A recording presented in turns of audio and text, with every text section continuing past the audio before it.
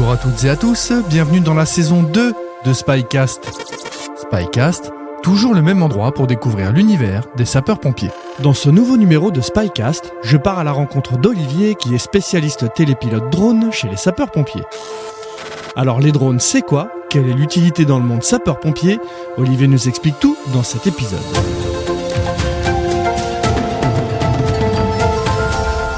Bonjour Olivier, aujourd'hui je viens de voir afin de parler des drones au sein des sapeurs-pompiers, c'est un vaste sujet et surtout c'est une nouvelle chose qui arrive dans le monde des sapeurs-pompiers, on va en parler un petit peu après.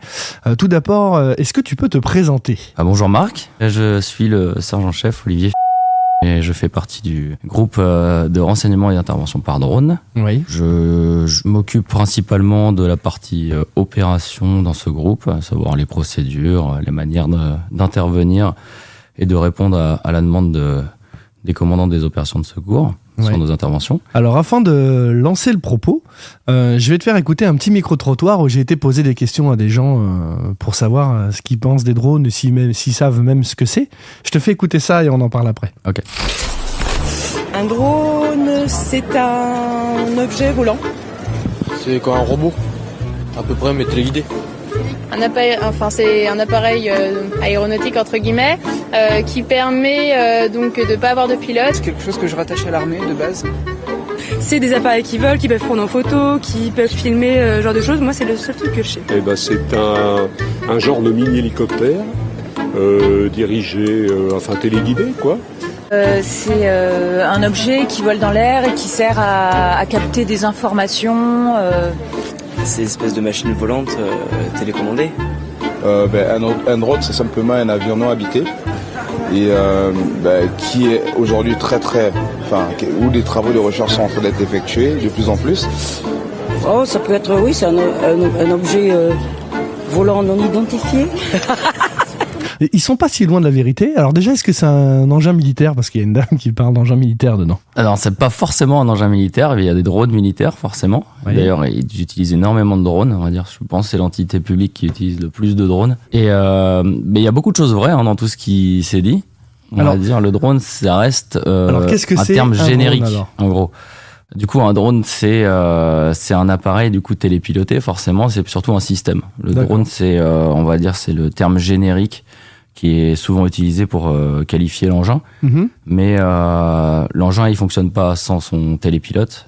Il peut être aérien, maritime, c'est ce que terrestre. j'allais dire. Un drone n'est pas foncièrement c'est pas aérien. Forcément, voilà. Dans l'idée générale, c'est souvent le drone volant parce que c'est ceux qu'on voit le plus. D'accord. Et c'est ceux qui sont utilisés aussi par le grand public. Mm-hmm. Mais il y a aussi des drones terrestres et maritimes. D'accord. De plus en plus d'ailleurs. Alors est-ce que tu peux nous parler d'une situation spécifique que tu as vécue qui a eu une action prédominante et qui a aidé éventuellement le commandant des opérations de secours à prendre des décisions ? Ce qui arrive le plus souvent et ce pour lequel on va dire les commandants des opérations de secours sur intervention sont assez contents du résultat. C'est principalement sur la recherche de points chauds. On va dire qu'on peut amener un drone, une caméra thermique, parce que tous nos drones sont équipés de caméras thermiques chez les pompiers. C'est l'outil principal sur feu. On va pouvoir voir à peu près, faire une cartographie thermique de zones qui sont plutôt inaccessibles. Donc dans des endroits hauts, perchés ou non visible depuis la terre ou depuis un moyen aérien. Et nous, on va pouvoir aller chercher cette donnée de manière très précise. Ça peut exister sur des feux bâtimentaires, mais aussi sur des feux de forêt, comme on en a parlé. Est-ce que vous pouvez calculer des surfaces aussi avec des drones quand Et justement, on a des moyens de calculer des surfaces. Alors simplement en faisant des mouvements avec le drone et en calculant nos distances par rapport à nous, le drone. D'accord. Avec des calculs basiques de mathématiques. Mm-hmm. Ou alors avec un de nos drones, on a un télémètre laser.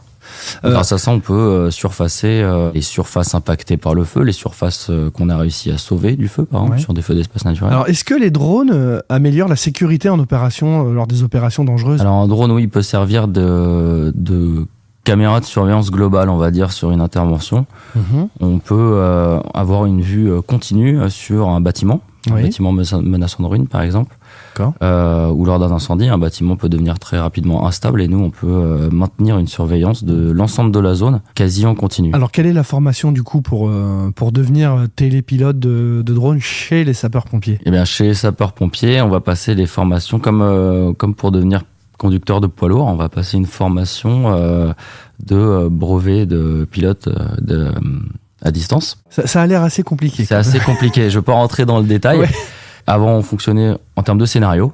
Donc, c'était les scénarios qui allaient régir, on va dire, notre niveau d'aptitude. D'accord. Aujourd'hui, on a plusieurs niveaux. Ouais. Et on va dire qu'un pilote de loisir comme un professionnel va devoir passer ces différents niveaux. Ouais, ça pouvoir utiliser de plus en plus vol des drones. Et ça va aussi dépendre du type de drone utilisé. D'accord. Et chaque type de drone permettra de faire un type de mission, un ou plusieurs types de missions.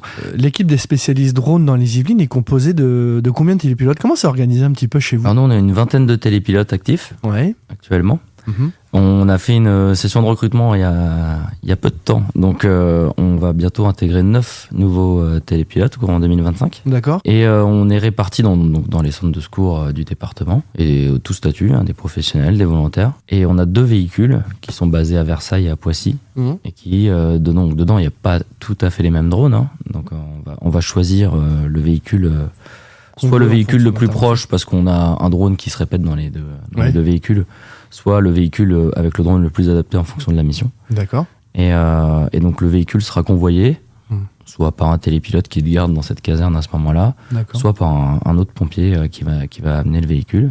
On va se réunir sur intervention et on va monter l'équipe. Alors, c'est combien une équipe sur intervention? On va dire l'équipe optimum pour un drone, c'est 3 personnes, pour avoir un chef d'unité qui peut communiquer avec le commandant des opérations de secours. Oui. Un surveillant, on va dire, de la zone aérienne et de la zone au sol. D'accord. Et le télépilote concentré sur sa mission. D'accord. Voilà. Donc si on résume, en gros, l'utilisation des drones chez les sapeurs-pompiers, c'est recherche de victimes, tout ce qui est incendie de structures, entrepôts, tout ce qui est quand même un peu dimensionnant. Exercice, il y a quand même une très très large palette d'utilisation finalement. Il y a une très large palette d'utilisation. Ça va, avec l'évolution des technologies, ça va aussi encore s'élargir. D'accord. C'est sûr que nos principales missions, c'est recherche de personnes à incendie, mais on a encore beaucoup d'autres possibilités. On travaille toujours dans la recherche de nouvelles possibilités opérationnelles via le drone. Bah écoute Olivier, je te remercie pour toutes ces précisions, pour tous ces fameux drones qui arrivent dans le monde sapeur-pompier. Merci à toi. Et puis je te dis peut-être un jour sur une intervention, qui sait. Certainement.